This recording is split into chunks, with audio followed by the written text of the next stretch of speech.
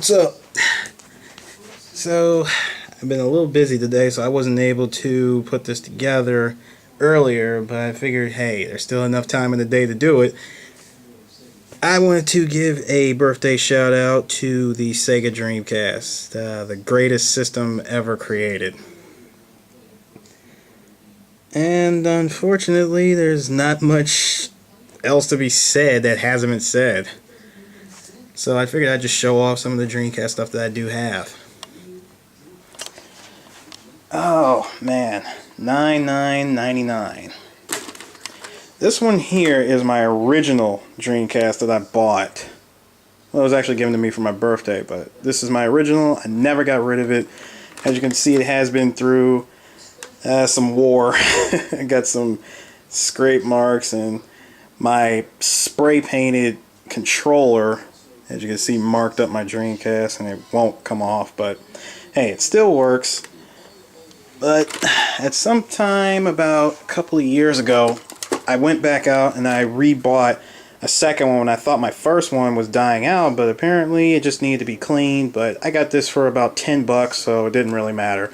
And as you can see, it's also cleaner. So, happy with it. This is my spray painted controller. As you can see, some of the paint is starting to come off. Might want to spray it again, but I doubt it. It served its purpose. And of course I have my standard controller. The VMUs.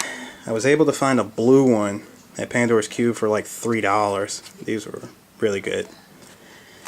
And of course my two standard Dreamcast memory cards. And you know I gotta get... Everyone went out and got the freaking third-party memory cards. And of course I have my Rumble Pack. Coming over here, I will just give you a quick preview of some of my Dreamcast games. Yeah, I had Time Stalkers, and I have Street Fighter Alpha 3, which at the time we all thought that this was the perfect version of the game, but there were like some minor issues that kind of stepped it away from being perfect, but it was close enough. And probably one of the rarest games that you will find anywhere would be Street Fighter 3 Double Impact, because this had the lesser known Street Fighter 3 games, New Generation and Second Impact, and it's all on this one game for the Dreamcast. It never went to any other system. Go figure. Of course, I have Sonic Adventure 2, the last good the last good 3D Sonic game that ever came out. Sonic Unleashed was good, but if it didn't have those stupid nighttime stages, it probably would have beat out this. But this will still be the best one. Let's see what happens with Sonic 4. The original Marvel vs. Capcom 1. Classic game. CVS 1. It's also a good game. CVS 2. It's been a big debate whether or not between CVS 1 or 2 is the better game. So hey, just pick your poison. Soul Calibur, a really, really good game.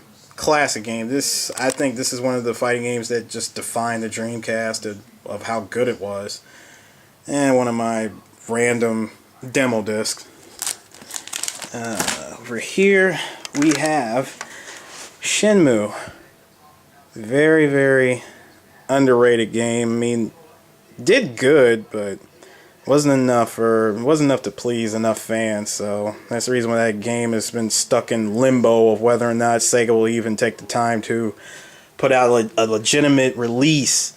But somehow I doubt it.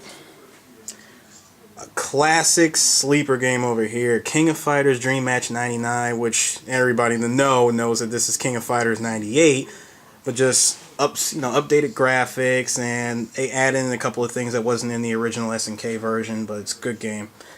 Project Justice. While I'm more of the original Rival Schools fan, this was also a good game. It's fun. Definitely fun.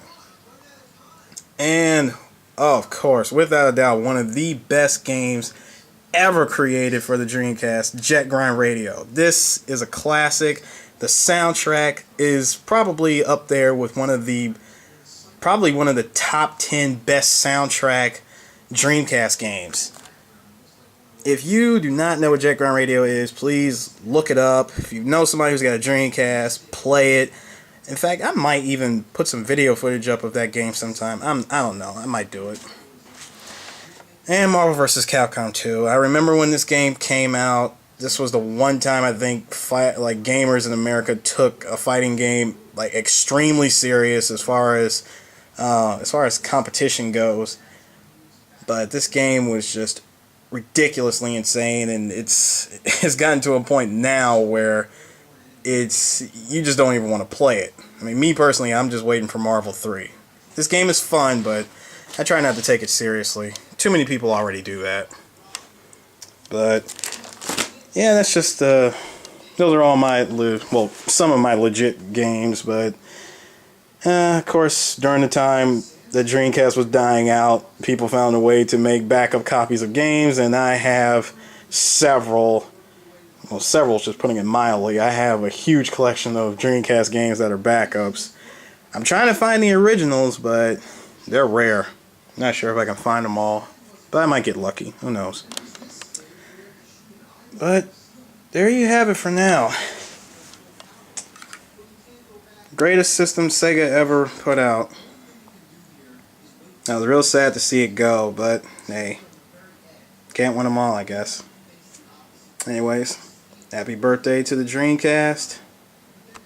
You can only wish that Sega will listen to enough cries from their fans that they would unleash a Dreamcast 2, but we know that will never happen. Oh well. This is Shinto Rio. I'll see you later.